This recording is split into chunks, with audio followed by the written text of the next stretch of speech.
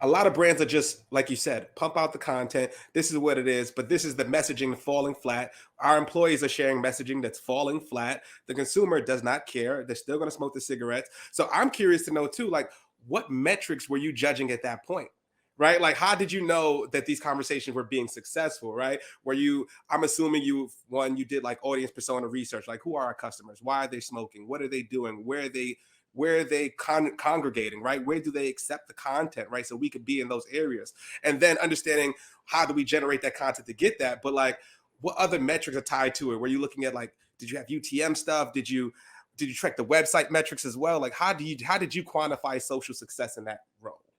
There were loads of different metrics to sort of qualify social success in different campaigns. But I Yep. think, and the crazy thing is, listen, one of the things we did was we actually created a campaign called Unsmoke, which was a huge global campaign, which was meant to get people off cigarettes. So I must have missed imagine, it. I didn't see it, man. I need to see it. oh man, dude, Send it to me. open up any Philip Morris International website or go to their social media to the social media accounts. Go to Twitter, go to Facebook, go to Instagram. There's an Unsmoke Your World Instagram account, and it's a whole campaign of trying to get people off cigarettes. So imagine you're a company and you're convincing your consumers to stop using your product, right? That's insane. It's insane. It's insane. It's completely disruptive. That's how insane. And that's the reason why I took the job in the first place. It's like, as a communicator, is there anything more challenging than that and more sort of left field?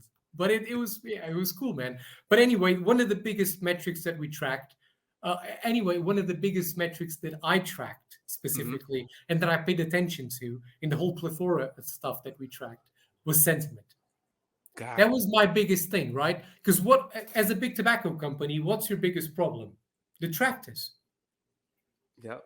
You are not trusted as a brand, right? Exactly. You just want my money. You're gonna kill me. Whatever the case, whatever the sentiment is, right, of the Well, the product. sentiment is negative, right? Of When you get to course. a big tobacco company and you start looking at social media, you realize, you listen and you realize there are people who absolutely hate you, and you are not trusted as a brand. Yeah. But by the way, this isn't just a big tobacco problem. This is most companies right now have a trust issue. I mean, Yep. you look at. Have you seen the Edelman Trust Barometer that Yes. was Yes. Yes. published I this have. year? Yep. I mean, look at that. Distrust.